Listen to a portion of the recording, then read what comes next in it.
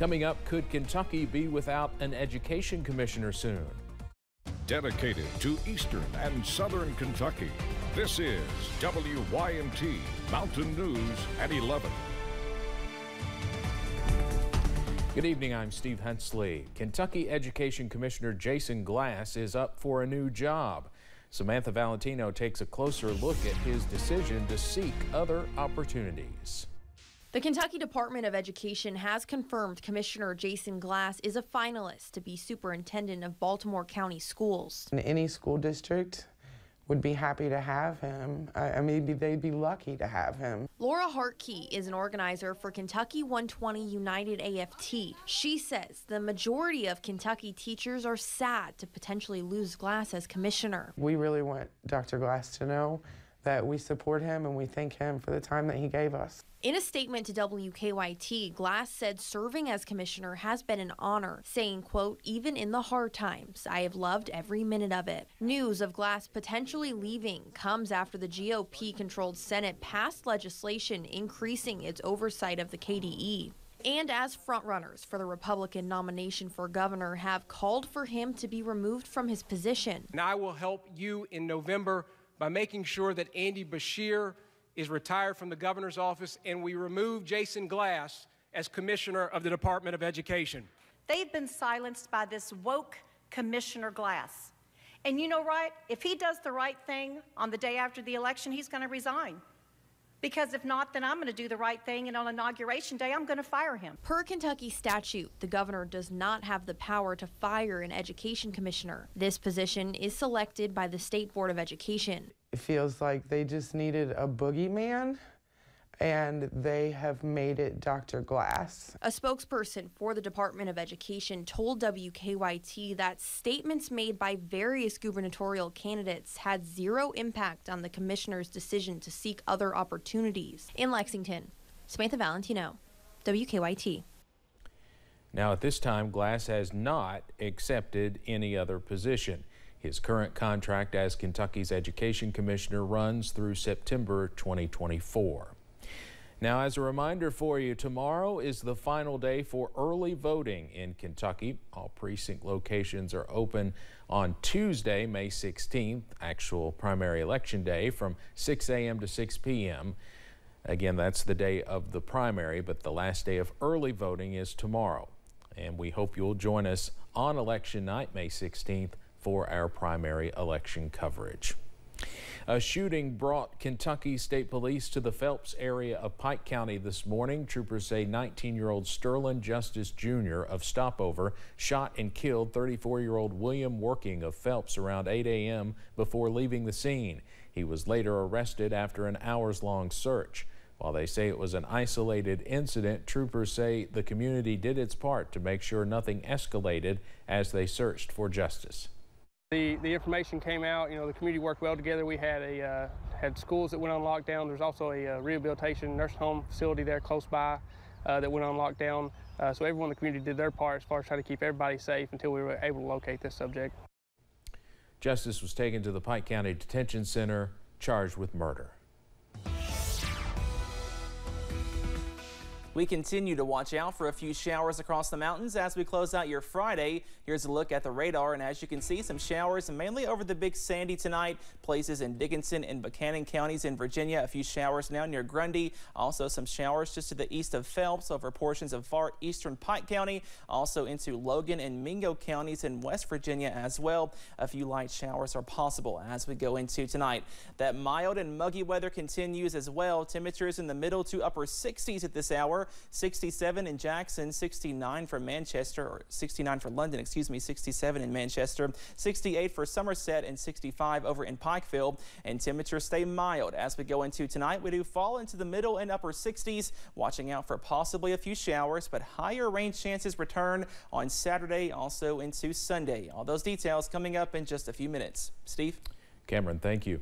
A new home buyout program for 4 eastern Kentucky counties has local officials pushing for people to participate. During a news conference, officials with the Natural Resource Conservation Service announced the program. People whose homes were impacted by the July flood from Breathitt, Knott, Letcher, and Perry counties are eligible for the program. Knott County Judge Executive Jeff Dobson says it is a great opportunity.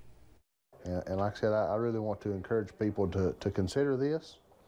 You may have already worked on your home. You may have already made the much needed repairs to get back into your home. Even though you have, you still qualify for this program. Applications will be taken until June 30th, but Judge Dobson says the earlier you apply, the better chances you have of getting the money for your home. Quantum Healthcare will be adding new equipment and treatment options with a new medical complex soon to be completed in Hazard. The healthcare provider's original office space includes multiple aspects of healthcare, which has through time overgrown the space they have. Quantum physician Anthony Yount says they will not just be complementing what is already working at their facility. We're going to try to bring some subspecialty areas in to the area that hasn't been available in Prairie County in the past 25-30 years. And so I think those subspecialty areas are going to further advance the health care that we can provide. Yount says they will also add 40 to 50 new jobs with the expansion, which they hope will be complete by spring 2024. Hazard ARH hosted a screening day to spread awareness about various diseases. Some of the vendors offered take-home screenings for colon and lung cancer while also providing educational material to the community. Community Development Manager Nicole Smith says it's important to get screened before it's too late.